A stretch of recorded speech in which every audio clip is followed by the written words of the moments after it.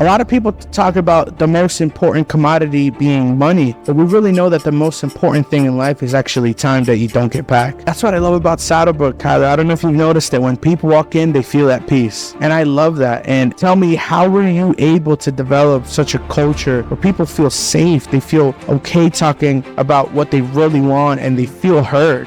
It's just amazing when God gives you an opportunity to change people's lives. He changes yours first so you can help others. And then there's a quote by Jim Rohn that says, let me help you and then you help me. But he said, switch that around and says, let me help me for you so you can help you for me. It just helps production out back know exactly what your change orders are.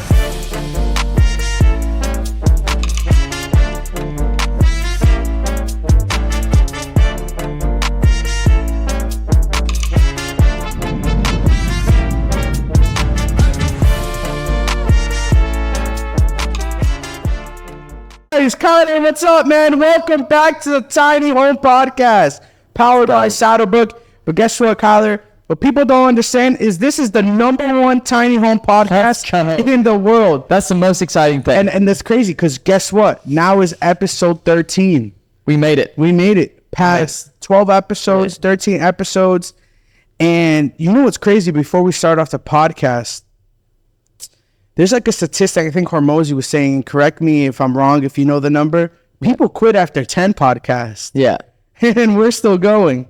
Yeah, that's the hardest thing, is to just be consistent at it and to keep going. But if you have a big why behind it, and that's the reason we keep on going, is to provide our audience, you guys that are watching this right now, the most, like, everything about a tiny home, everything about modular homes, that's it. And everything that is going on with the industry. So I'm glad to be back. Glad you guys are watching it. You're making it possible for us to do this, to bring education, inspiration back to America. That's exactly what we're doing. Yeah, I love it. And I think the reason why we love to do this is because we genuinely love to help people. Yeah. People come to us for all types of reasons. I mean, whether their house burned down, whether they're doing communities, whether they're first-time home buyers, whether they're young or sitting on their money. I mean, we just have a wide variety of people that we help. And I love that every home that we build is specific to them. Yes. Yeah, we literally have something for everybody in any situation. And I love that. Yeah. And you know what's so funny with these hurricanes? Well, the hurricanes are not funny, but what is interesting and almost alarming is that life just keeps getting more expensive every day. And we made a promise to keep them updated in the industry. And what is happening with material costs right now, and with the hurricane going on in North Carolina, Florida? I mean, anytime there's a hurricane, what is your most important commodities go up? OSB goes up, and materials are just going to go up, right? And what we're seeing now is materials they've come up a little bit, but I haven't seen just a big influx, like it's like going shooting straight up. Yeah. I haven't seen that yet. It might be because we're getting into winter months where it's hard. If you're building on site, it's hard to build a home when it's raining or when it's snowing or anything like that. So you're not going to see, I don't think you're going to see that influx of like a huge amount of homes being built right now in the winter times.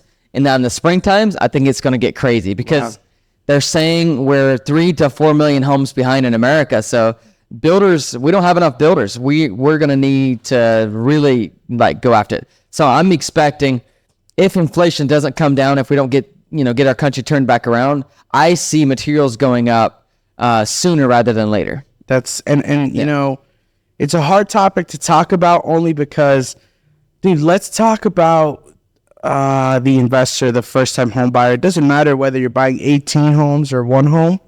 I mean, it's gonna affect you. Yep. So the same product that you can buy now for $60,000 is going to be $75,000 if all goes wrong. Is that what you're saying? 100%. So, what do they say when you if you're going and you're paying cash for something or whatever? Date the rate, marry the payoff, right? So, the best time to buy is now. I mean, that's just the world that we live in. If you look at the last 100 years of homes, and that graph is straight up. It's straight up. It's always a safe investment to buy a home. It's an asset if you want to look at it that way, because it's just a part of starting to build generational wealth. Absolutely. That's the way I look at it. So let me ask you a question. It's funny that you said asset because it segues into the question I wanted to ask.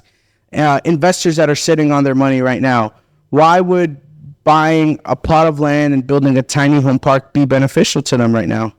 That's a great question because, like, I'm 25 years old. I remember buying my first real estate property, and I'm like, I didn't know, is this the right move or is this not? Yeah. And that was 4 years ago, right? At that time I was 21 years old and I bought my first rental, and I didn't even know what I was doing. But I knew that I just needed to make the step in the right direction because all these people around me are telling me, hey, get real estate, invest in real estate, invest in real estate, invest in real estate, and get some rental, get some mailbox. They call it mailbox money. Well, right. Explain what that is. What's mailbox money? Mailbox money is, I'll make this real quick. I'll give you the fast forward story. Mailbox money is money. Let's say I buy a house and my payment on it is, or if I pay cash on it, let's say that rental check is $1,000 a month. Well, if I have 20 rentals coming in, that's $20,000 a month mailbox money that just automatically, it comes in every single month. Wow. So that's the way I look at it. Yeah. Yeah, that's awesome. So I remember buying my first rental and I'm like, everything is going through my mind. Am I making the right decision? Am I doing the right thing right now? And I can't be more happy that I made that decision then, because 4 years later, that house has gained over 30 or 40,000 in equity and me not doing anything. Right. I'm not working any harder. It's like a savings account that's producing money. 100%. An investment account. 100%. Yeah, that's great. Yeah. And let's say, what are the first steps to investing in a tiny home? What would you say? Let's say someone has a plot of land. Really, what is the first steps to buying a tiny home? Of course, I'm going to look at ROI, return on investment. So I'm going to go first things, hey, if my land isn't developed, what is my all-in cost going to be? I'm going to look at, so the 1% rule, if I pay $100,000 for something, I'm going to need to at least rent it for $1,000 a month. Yeah. So that's number two. Can I get the rental income that I need to pay for the investment? So a lot of investors, they take out a big loan. Some investors, they just pay cash. Of course, if you can pay cash for something, a lot better, right? So that's two things that I'm going to look at is how much is the development going to cost me? How much is the septic system? If you don't have all those things. And then my all-in cost, can I get the rental income to support that amount of investment? Yeah. And what all goes into the development process of the land? What all do you need to have? Yeah, that's a deep question because it's different everywhere that I've seen for different investors. Because you have a plot of land and it's undeveloped, you're going to have to build roads. You're going to have to build, you got to bring in water. You got to bring in septic systems. So roads, septic systems, electricity. Gotcha. And water meters. And you got to do those things. And if you're inside city limits, it's different. If you're outside city limits, it's different. So looking at all those different avenues of things that you have to do, it's honestly looking at where you're at and then assessing it from there. You got to plot, if you got 10 acres, you got to plot it all out, right? And what's the sweet spot of how many homes to have in a park from your experience? And also I would add, what sizes should investors look out for that are most profitable? That goes back, that's a great question, because it goes back to what is the demand that they're trying to invest in? Yeah. What is the city that needs, does your city need 3-bedroom, 2-bath homes?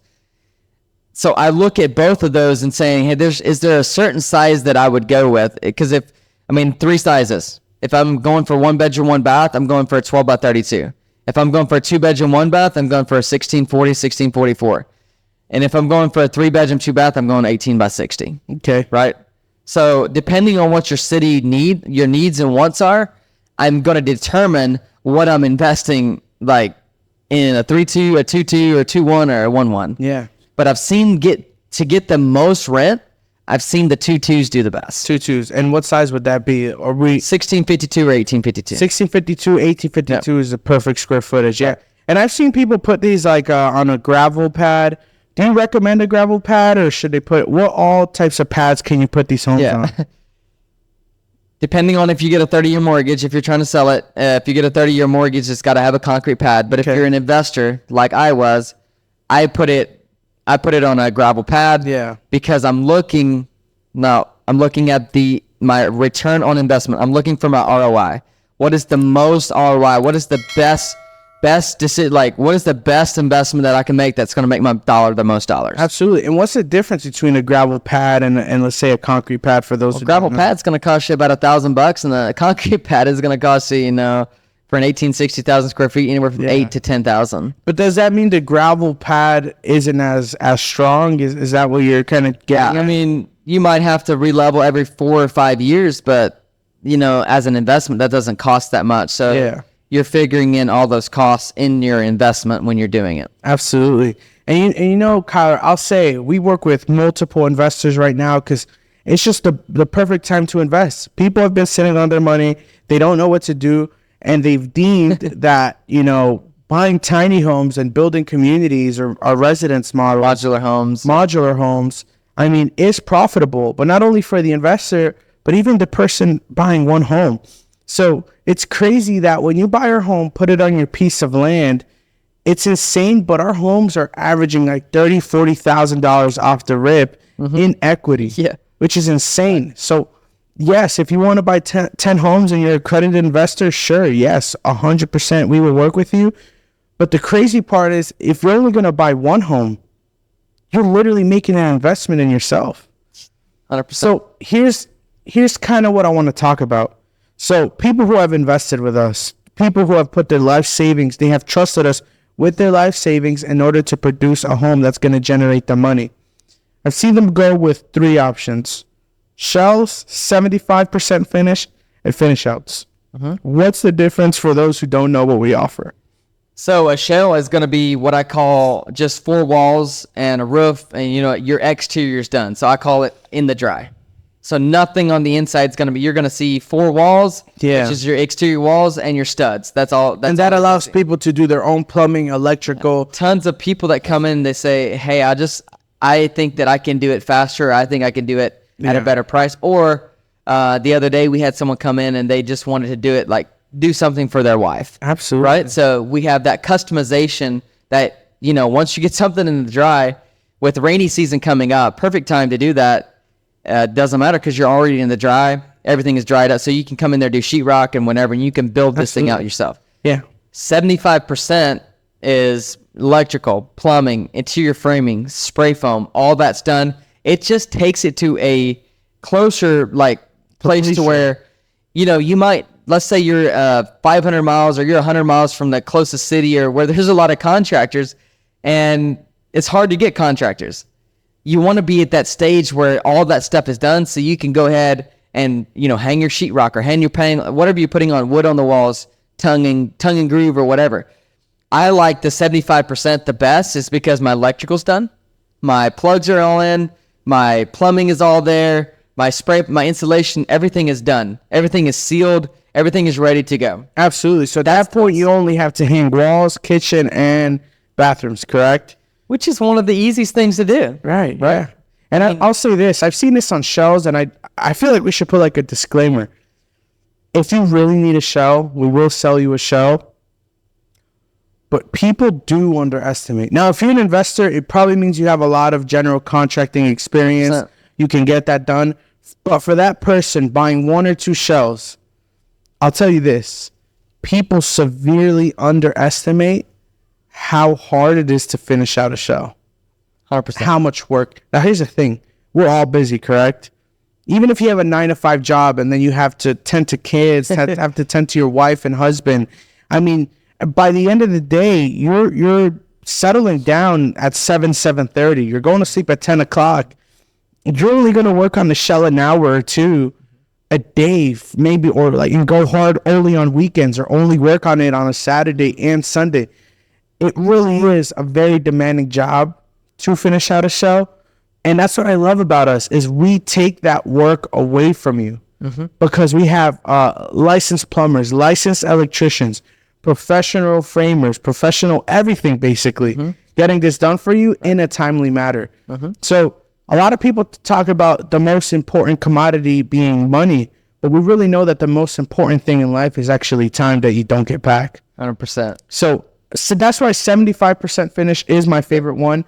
I would recommend it to everybody if, now this is a big if, if you want to do some hands-on work. Yeah. That's it. But if you don't, what would you recommend? What is our 100% turnkey option? So 100% turnkey is your flooring is done, your cabinets are put in, granite countertops, quartz countertops, whichever you choose, your bathroom's all done. It basically comes like you can literally Move furniture. Yeah, move furniture in the next day. As long as you hook up your electric and hook up your plumbing, hook up your water, and within a week, within 2 weeks, you are connected and you're ready to go.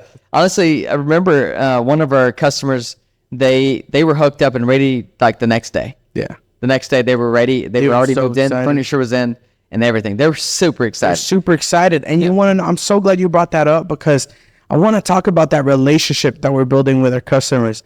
I remember we were hunting on his land, hog hunting, shooting his guns, having some steaks, meeting his family. Look, we're making this a personable experience. We genuinely care about you, and we genuinely care about taking care of your needs. 100%. Now, I think that's so special because when a lot of the time when we go shop for something, have you noticed we always go into a shop like with our guard up? Like, dang, they're trying to get me. They're trying to, like, if you walk into a car dealership, you're very cutthroat at the car dealership. You're like, I wanted this for $36,000 or not, or then I'm leaving. The reason we're like that is because we always feel like someone wants to get one above us, right? And that's what I love about Saddlebrook, Kyler. I don't know if you've noticed that when people walk in, they feel at peace. And I love that. And tell me, how were you able to develop such a culture where people feel safe? They feel okay talking about what they really want and they feel heard. Yeah, I think I would go back to number one is creating core values, and that number one core value is Christ-centered.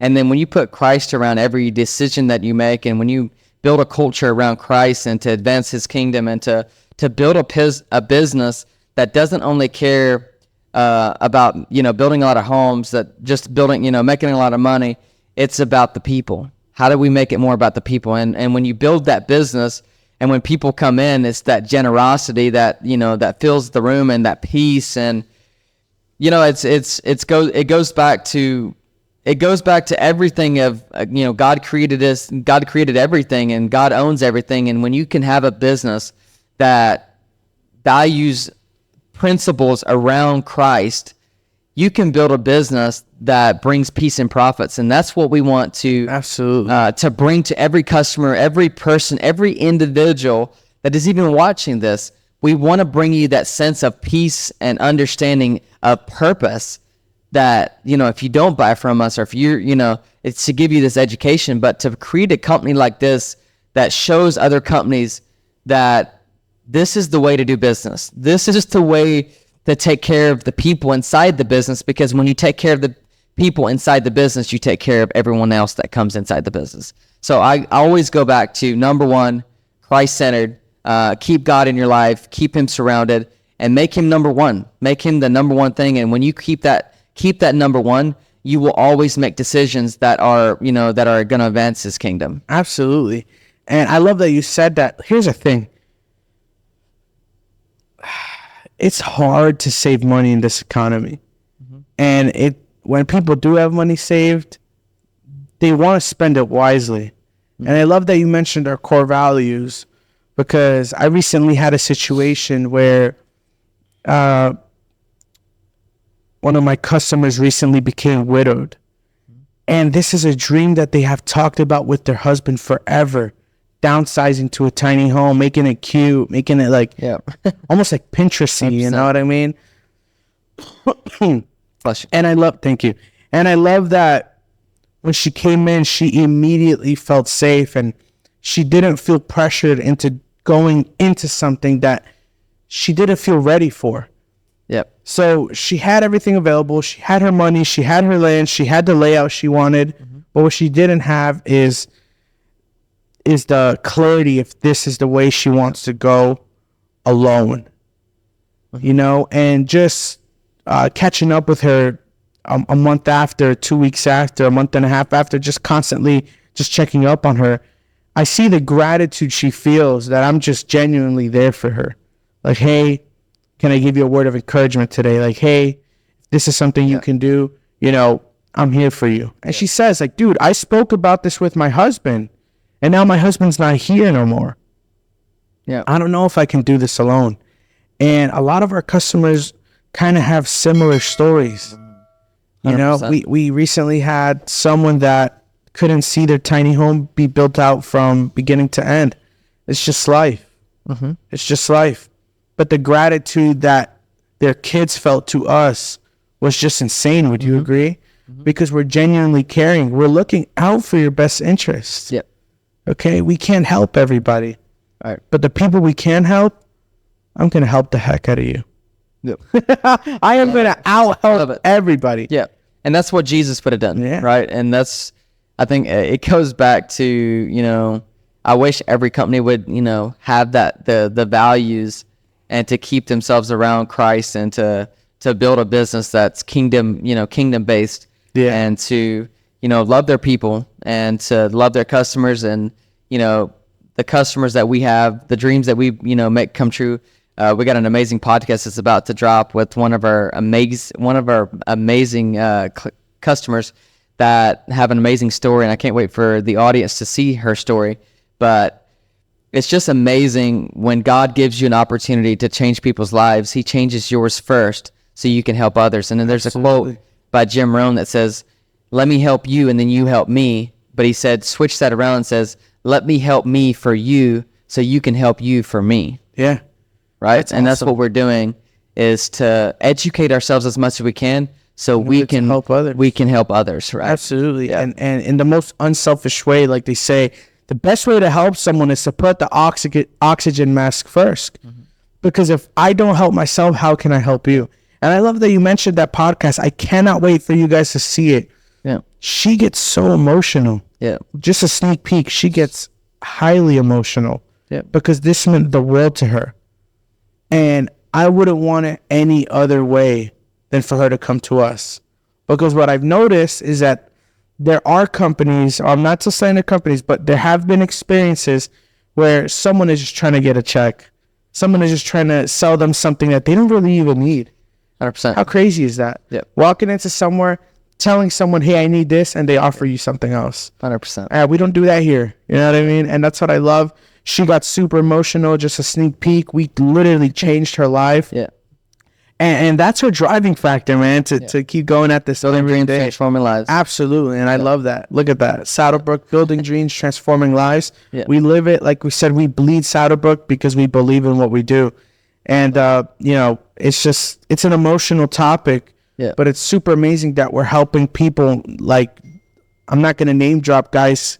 You have to stay tuned to the next episode. Yeah. But I'll tell you that, I mean, we're helping investors reach their dreams. Yeah. You know, recently, like, we had a situation.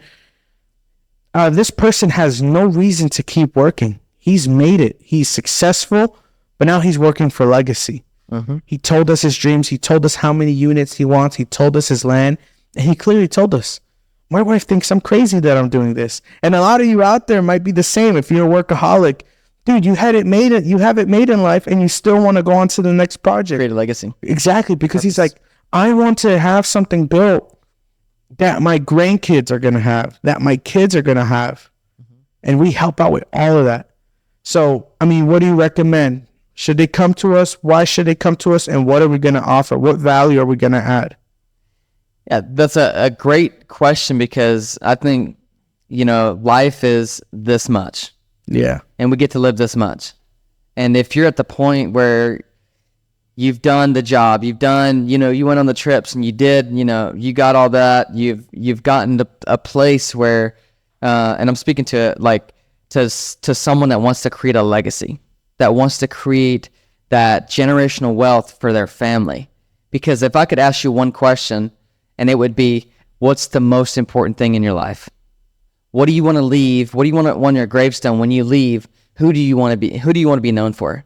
Do you want to be the man that was, or the woman that left a legacy? They left generational wealth for their families. They taught their grandkids how to make investments. They taught their kids how to manage money and to invest in the right things. That would be what I would look at. What does that look like? And then is this something that can fit into your dream? because what we're doing here is we're bringing your dream together. Absolutely. And creating a plan just for you, a custom plan just for you to bring you the most profits, peace and profits and purpose for your family to make a difference, because your family is important to us. And that's the most important, is to bring it all together, make a custom plan, and saying, hey, out of the experience, out of the last 10 years that I've known about this, what's the best for you and your family? We're not going to sell you something, or we're not going to give you something that if we don't think that this would work for you and your family. So that's the greatest thing that about us, is we build a custom plan, an investment plan around your goals and dreams, what you want for generational wealth, and then we bring it to life. So that'd be the first thing I would say that we do amazing job at. Absolutely. Is to bring your dreams to life, and to really jump on board with your dream, and to support you in every way that we can. Yeah. And that's to bring the affordable American dream back to life. Absolutely. And if I could drop any nugget of gold, we were just at a leadership event this weekend, and it's a big name, very successful man, and he's like, dude, this is gonna sound crazy, but dude, let's prepare for death. Mm-hmm. I guarantee you, everyone is gonna die earlier than they think that they're really gonna die. Right. And what are we gonna? It sounds tough, but it's the truth. What are we gonna leave behind? It's super sad, but there's like 99% of the people choose to live their life average, choose to live a life without risks, a very safe life, not a go-getter life. And what that leads to is generational curses, generational poverty, Lies. and generational lies. And that's what we're trying to break. Yep. Is if you are on the edge of making that jump, if you're on the edge of making that investment, this is not only a tiny home podcast, this is like almost like a life podcast, financial literacy podcast. Mm-hmm. But on top of it, the best investments that we found, the best investments that have freed up our families, is tiny homes, is real estate. We do sell real estate. That's what we do. Mm-hmm. So, I mean, that's why I love this. I mean, that's all I have for today. But before we cut it out, seriously, if you're on the edge of making an investment, if you don't know, if you lack guidance, if you lack understanding in this, drop your name, drop your number down below in the comments. Kyler, we're going to get in contact with them, and we're going to take them A through B. Listen, I had a person yesterday. He said, dude, I'm tired of renting apartments. Mm-hmm. Okay? Renting apartments is 100% interest rate. It's money you'll never get back. He said, dude, I don't even care where you get me into. I have some land. Get me into something. Mm-hmm. He wants to make a change. He wants to make a genuine change. He's tired of paying rent. He's tired of making other people rich. He wants to make himself rich. Okay? He wants the equity. When he dies, he wants his wife and his daughter to have something. So if that's you, if you want to make a change in your life, if you want to make a investment in a tiny home and a residence model from 200 square feet to 2,100 square feet, I mean, we can do it all. Yep.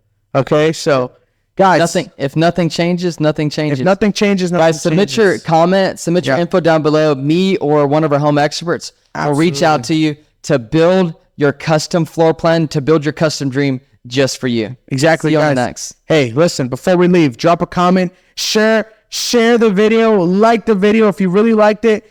Share the video. Guys, subscribe if you can. I mean, we're dropping bangers every single week. Subscribe, turn on your notification bell. This is Chris and Kyler, and we're out. Let's go. Peace.